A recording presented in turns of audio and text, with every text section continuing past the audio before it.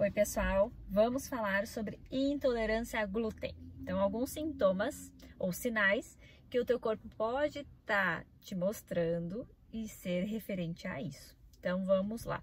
Só antes de entrar nesse quesito, é importante entender que intolerância a glúten é diferente de doença celíaca.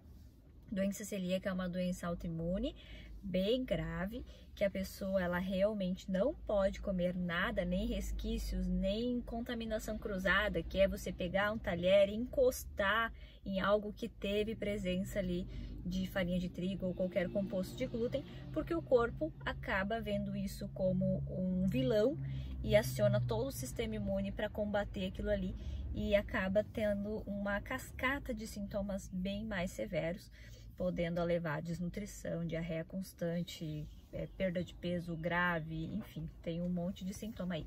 E a intolerância, que é o que a maioria das pessoas tem, que eu me incluo nisso até, que é você não digerir bem. Você não tem uma reação alérgica, mas você come e tem alguns sintomas que mostram que você não digere bem.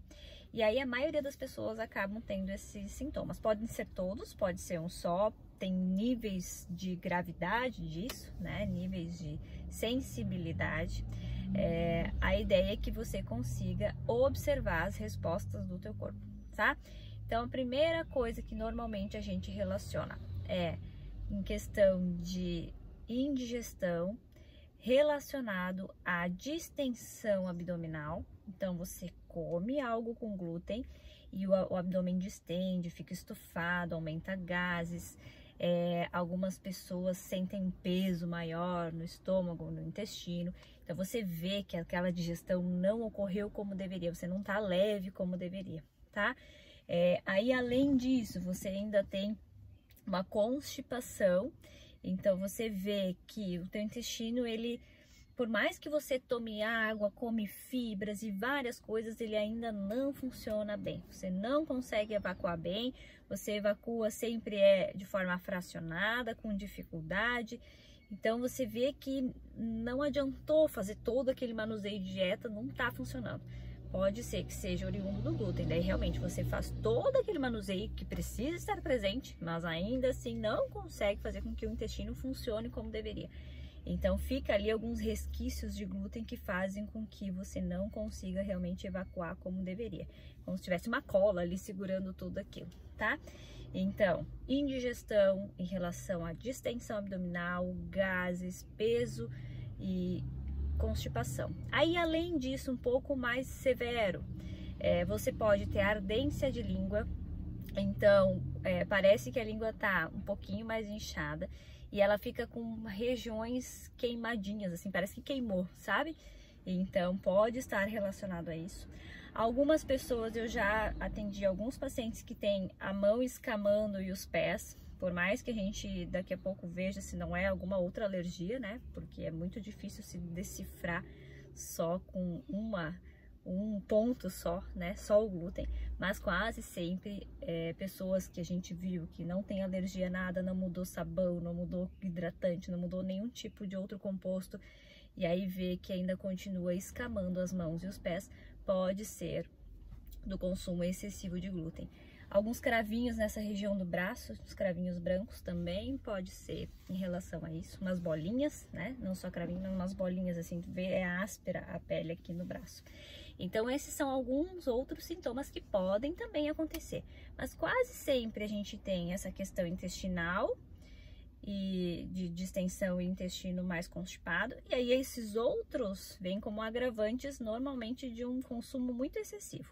Então, o que se faz quanto a isso? Primeira coisa, analisar se estes sintomas aparecem após você estar consumindo alguma fonte de glúten, principalmente se esse consumo for um pouco mais excessivo em relação à frequência ou em relação à quantidade. O que a gente tem que observar que tem glúten? Farinha de trigo, tanto branca quanto integral. Além disso, cevada e centeio entrariam aí. E a aveia para quem é celíaco, tá? Para quem não é celíaco, quem não tem alergia ao glúten, como a aveia ela é uma contaminação cruzada, então ela teve contato com alimentos que têm farinha, por exemplo, você acaba tendo pelo contato, mas não que o grão seja um problema. Então, normalmente, para quem é só sensível, tolera bem a aveia comum, não precisa ser sem glúten. Agora, a farinha de trigo, mesmo a branca quanto a integral, ela sim pode ser um problema quando consumida em excesso, tá? Então, observe, o intestino não tá funcionando bem. Eu como meu pãozinho, estufa, né? Fico com o meu intestino pesado, com gases, parece que sempre tem, mesmo que evacuou, parece que tem resíduo ali ainda para sair, sabe? Aquela coisa que não tá legal, você sente que não tá legal. Sistema imune também pode estar afetado, porque acaba que aos poucos o teu intestino ruim afeta o sistema imunológico. Então acaba tendo esta questão também. E aí você começa a observar que isso acontece mais quando você come glúten. O que fazer nestes casos? Eu sugiro excluir do dia a dia e deixar para momentos mais oportunos. Enfim, uma refeição livre no final de semana, deixar isso para coisas, não excluir totalmente, porque não há necessidade, né? Você não é alérgico. E é legal também, daqui a pouco a gente ter um certo contato, mas não deixar isso ser parte do dia a dia. Quando isso faz parte do dia a dia, você não consegue reestruturar o teu sistema todo digestivo para que ele funcione bem. Então, tire as farinhas, tanto branca quanto integral, que é o mais comum que a gente tem no dia a dia, principalmente em pães, bolos, biscoitos. Tira isso, substitui por outra, né? Por farinha de arroz, por tapioca, por fécula de batata, enfim, tem outras farinhas aí. E observe e mantenha aquele ritmo lá no início que eu falei, água, fibras, né? E observe se melhora. Melhorou? Bom, então já é um sinal que você não tolera bem o glúten e que você tem que maneirar no consumo. E aí, a partir disso, excluindo do dia a dia, eu sugiro deixar 1 a 2 refeições no final de semana, por exemplo, que tende a não ser um problema. Agora, mais do que isso, normalmente, a maioria das pessoas voltam a ter essa dificuldade de reestruturar todo o funcionamento intestinal. Aí começa a semana todo errado de novo.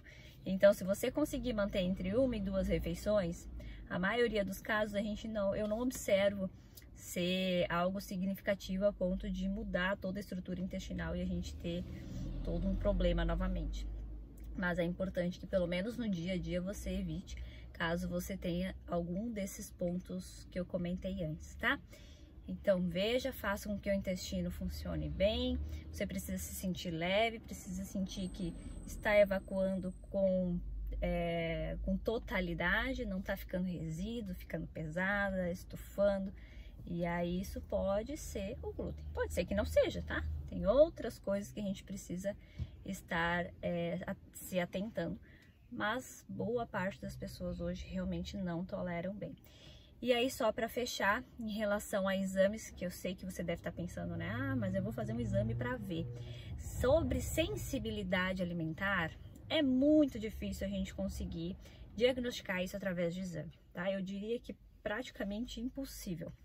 Porque você tem aí uma série de fatores que precisam ser consideradas, que às vezes o exame aparece como sensível, mas na prática você não tem nada de sintoma, ou vice-versa, o exame aparece que você não tem, mas quando come sente. Então o exame ele precisa vir para corroborar com o sintoma, tá? Então primeiro observe, tenha sempre a tua parte, a sua sensibilidade em relação ao autoconhecimento, a parte clínica, o histórico clínico, né? O histórico clínico do paciente precisa ser o principal. O que ele sente quando consome tal coisa. E aí o exame vem para interpretar isso de forma mais aguçada.